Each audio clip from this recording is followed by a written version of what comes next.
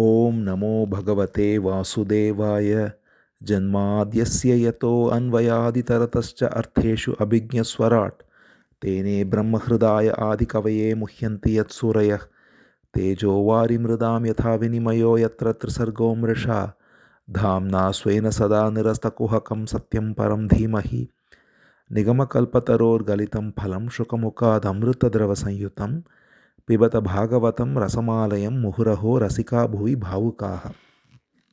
We now enter the 58th chapter of the 10th Skandha of Bhagavatam. So we saw so far Krishna has married Rukmini, Jambavati and Satyabhama, and we also saw the story of the Samantaka gem and all the trouble it created. Now Shuka Brahma Rishi continues, and in this chapter he gives the rest of his total 8 principal consorts. So 5 more are there. As already mentioned, the number 8 is very special in Krishna's pastimes. 8th child of Devaki, born on the 8th day in the lunar calendar, Ashtami, with 8 principal Sakhis in the Vrindavan pastimes. And in Dwaraka, 8 consorts. So 3 are seen. So we'll see the story of how the remaining 5 were married to Krishna. So Shuka Brahmam continues. He says, once Krishna, accompanied by Satyaki, his friend, went to Indraprastha. Indraprastha is the capital of the Pandavas now, which is the present day Delhi, because now the news has arrived that the Pandavas are well and alive. So earlier we saw how the news came that Pandavas had been burned in that palace that was burned completely, and therefore everybody presumed that the Pandavas have died.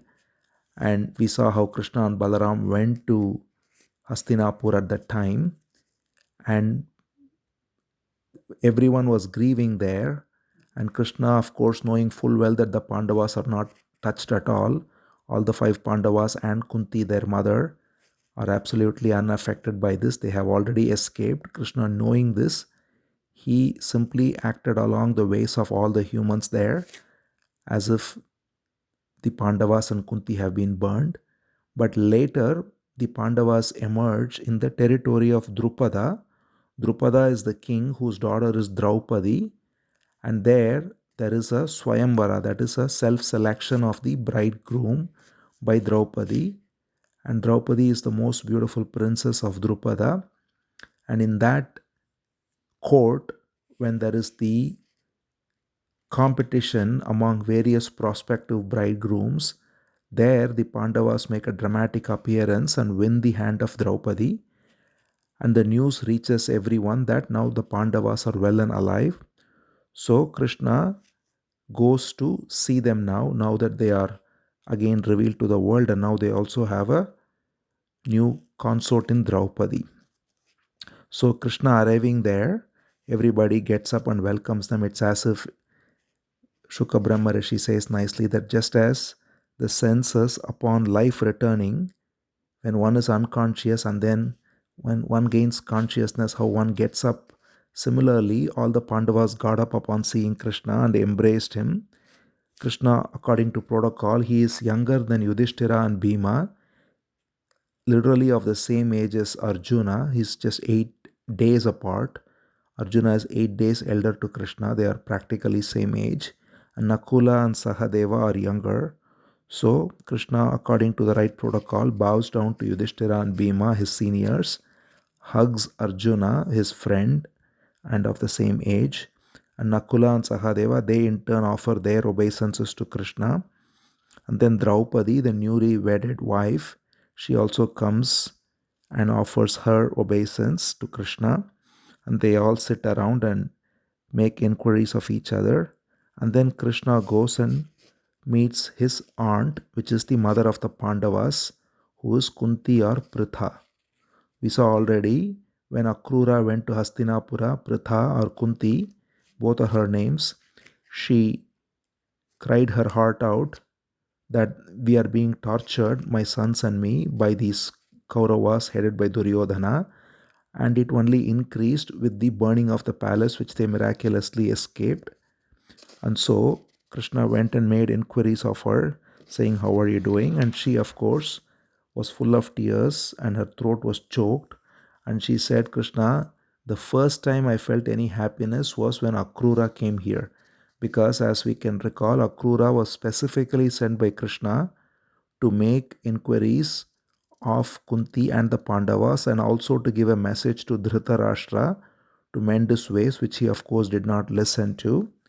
But in that incident, Kunti was very pacified, very consoled that Krishna is constantly thinking of her and he has sent a messenger specifically for her sake and her son's sake. So she says here that we got happy the moment we saw our cousin who was sent by you. Akrura is also the cousin of Kunti, being the uncle of Krishna.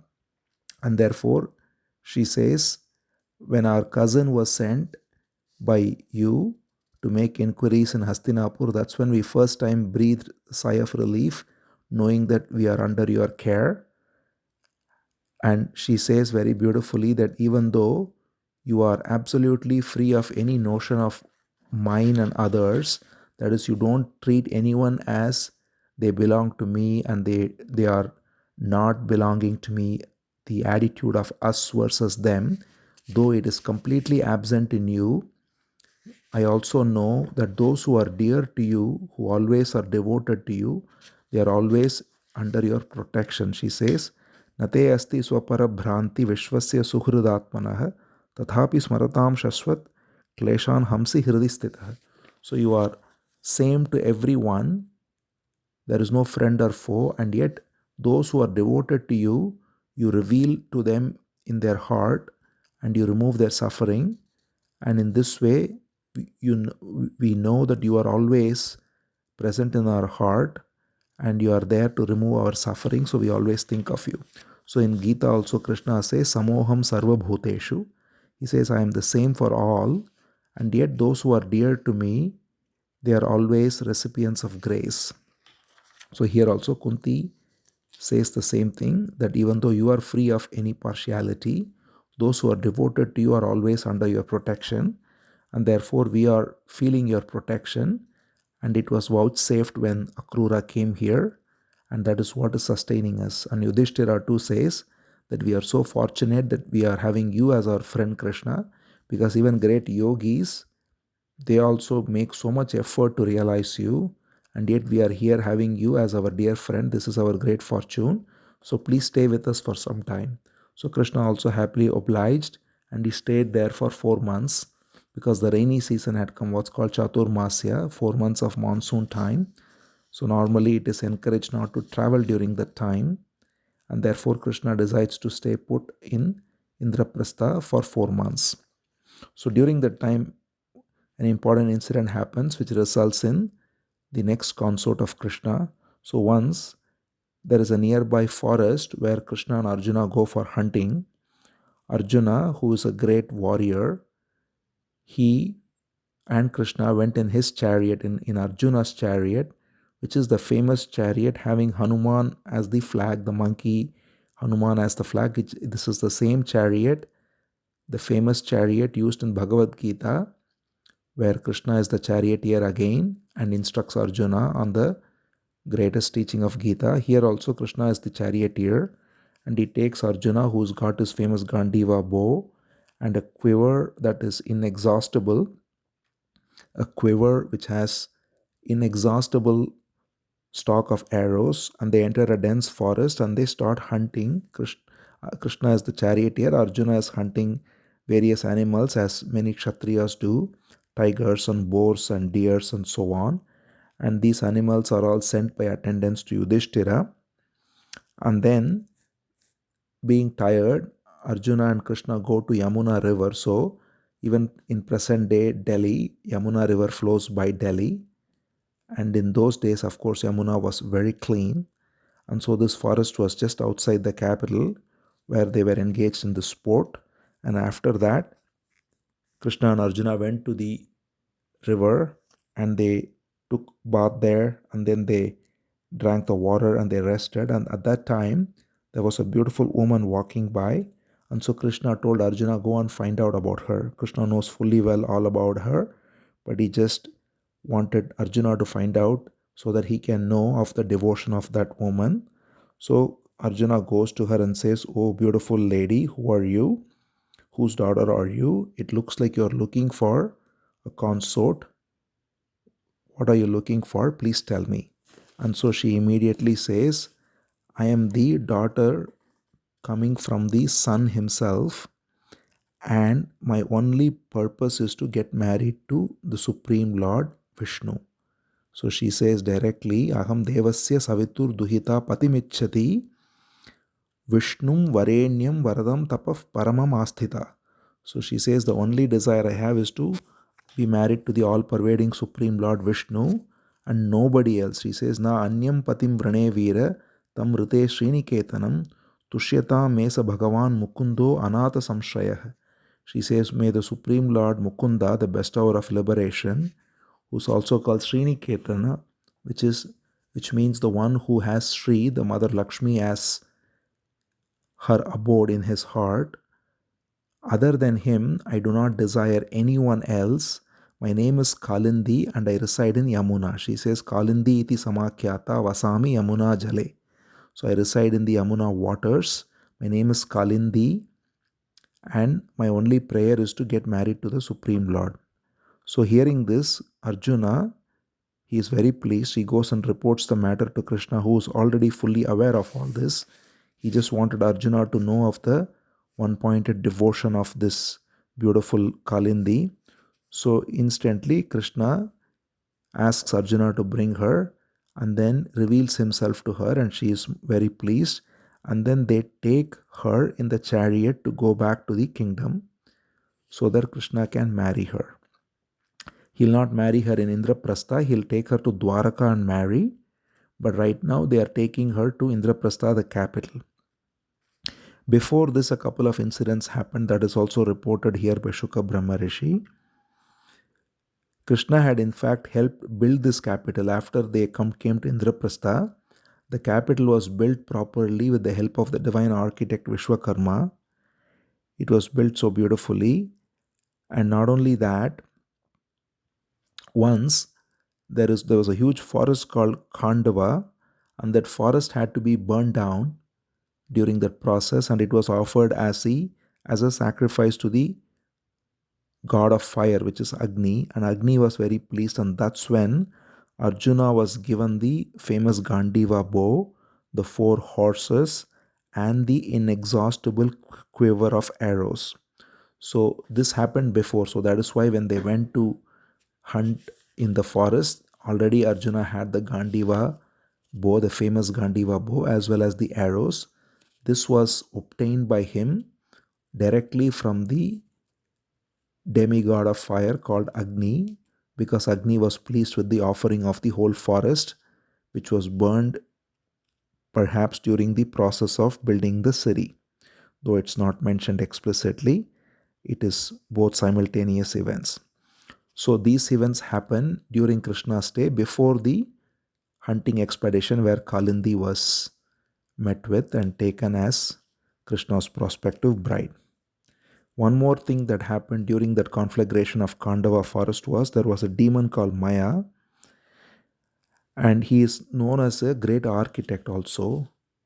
And so this demon Maya was there in that forest, and he was rescued by Arjuna. Though the whole forest was burned down, this demon was rescued by Arjuna, and because of that he was very pleased, and he offered his services by making a beautiful assembly hall in the capital, and he did a lot of optical illusions. One of them, which is very famous, is where he builds a pool of water which looks like floor. So the pool of water is made to have a pattern as if it's a floor of tiles, but it's really just water with the pattern. And when Duryodhana is invited to visit the new palace, he walks and he thinks it's floor, and he simply falls into the water. So this is one of the triggers of Mahabharata war itself, because Duryodhana feels humiliated. He is already burning with envy and anger towards his cousins who are more famous, more wise, more beloved by all people. And then he is also humiliated by this incident, and he plans for the war eventually to get rid of them, and he gets killed. But in any case, that assembly hall with this optical illusion of water looking like floor was built by this architect Maya, who was rescued by Arjuna when this Khandava forest was burned down. And only after it was burned down, Arjuna also got the Gandiva bow and his quiver of arrows, which does not exhaust itself. And then, of course, happened the hunting when Kalindi was met with. So, this was the sequence. And then, finally, the Chaturmasya is over, and Krishna goes back to Dwaraka, taking Kalindi with him. And then, after reaching Dwaraka, Krishna marries Kalindi there on an appropriate day when the auspicious settings are there, the auspicious planetary alignment is there. Kalindi is married to everybody's joy. So she is the fourth wife, we see. So Rukmini, Jambavati, Satyabhama, now Kalindi. The fifth is Mitravinda. So there was a couple of brothers called Vinda and Anuvinda, and they had a sister called Mitravinda, and they all reside in the place called Avanti, which is the modern Ujjain. So in this place, the two brothers were ruling, Vinda and Anuvinda, and they had a sister, Mitravinda, and they desisted the sister from marrying Krishna even though she loved Krishna. So similar to Rukmini, where her five brothers desisted, here the two brothers are desisting.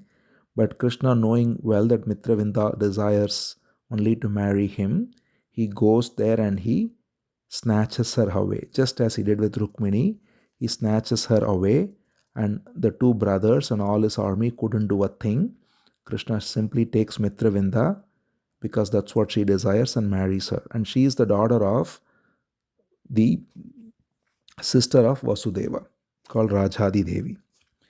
So that is the fifth wife, Mitravinda. The sixth is Satya, who is the daughter of a king called Nagnajit. So in Ayodhya, the kingdom of Koshala, there is a king called Nagnajit who has a beautiful daughter called Satya. So Ayodhya is the place exactly where Ram ruled in the Treta Yuga, but now a different dynasty is ruling, and Nagnajit is the king, and his daughter is Satya, and he has set a vow that there are 7 wild bulls in his palace, and whoever can tame those 7 wild bulls is the one who can marry his daughter. So hearing this, Krishna goes there along with Arjuna and some of his retinue, and this king Nagnajit is very delighted that Krishna himself has come. So he welcomes him. Krishna arrives in state, and Nagnajit welcomes him, offers him the right hospitality. And then the princess Satya, she is herself now aware that Krishna has come, and she is already decided that he will be her husband and nobody else. So she says to herself, my only desire is to marry him, he who is the Supreme Lord, who is worshipped by Lakshmi and Brahma and all the Devatas. I do not have any capability to deserve him, but it is my prayer that he accepts me. So Krishna knows this in his heart, and he has decided to marry her already. Meanwhile, the father Nagnajit, he asks humbly, he says, O Narayana, O Supreme Lord, what can I do for you? He says, Narayana Jagatpate Atmanandena Purnasya Karavani Kim Alpakaha. So he asks very humbly, what can I do for you, O Lord Narayana, O Lord of the universe, the self of all? You are always in the bliss of your own self, but what can I do for you?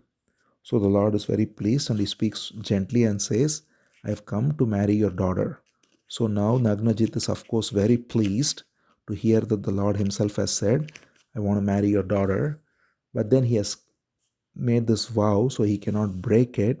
So he tells the Lord very humbly that I am more than happy. There is no one more suitable than you for my daughter. However, I have already made a vow that anyone who is able to tame the 7 bulls is alone going to marry my daughter.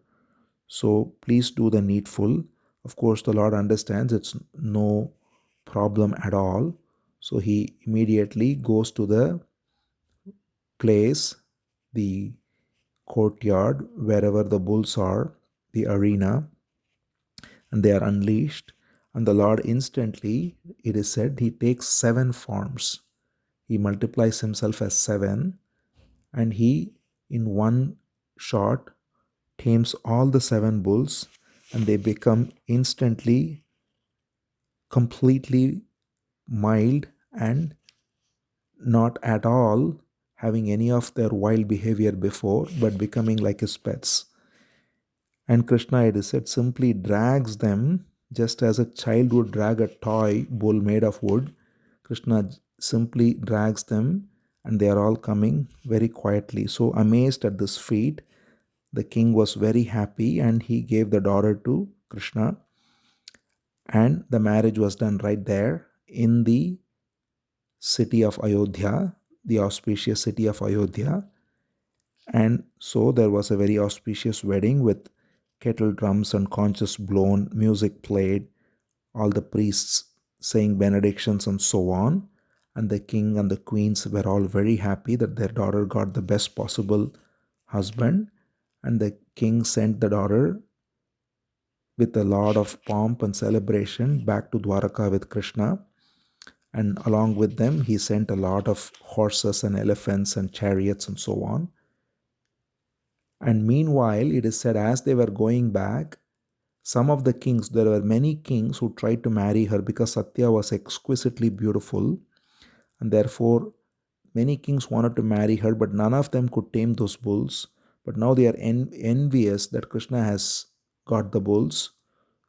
And because of that, he has got the hand of Satya.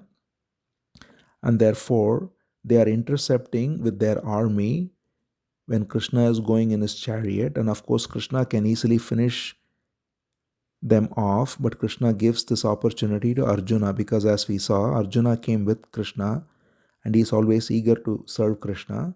So Krishna simply goes, smiles, and says, Arjuna will take care of this. And Arjuna, using his Gandiva bow, it is said, simply as a majestic lion would get rid of pesky little animals, Arjuna just effortlessly unleashed his great valor and his skill of archery that these kings had no chance and everybody was repelled instantly. And then Arjuna went his way to his capital while Krishna brought Satya back to Dwaraka with the huge army with him that the king had sent and so on. So this is the 6th princess, Satya. Then the 7th is Bhadra, who is the princess of Kekaya. So Kekaya is the kingdom which is in present day Afghanistan, and this was where Kaikeyi was from in the pastime of Ram. Ram's stepmother Kaikeyi is called so because she is from Kekaya, and the same Kekaya had a princess now called Bhadra, and she was married to Krishna. In this case, her brothers themselves were very happy and eager to give her to Krishna. And she is also the daughter of Vasudeva's another sister, Shrutakirti. And finally, there was a princess called Lakshmana, and she there was a Swayambara, again a self selection of husband in this kingdom called Madra. And there Krishna went in his chariot with the mark of Garuda, and he effortlessly won her over and he carried her away as well. So this is the 8th queen. So we can see how Rukmini was the first, then Jambavati, then Satyabhama.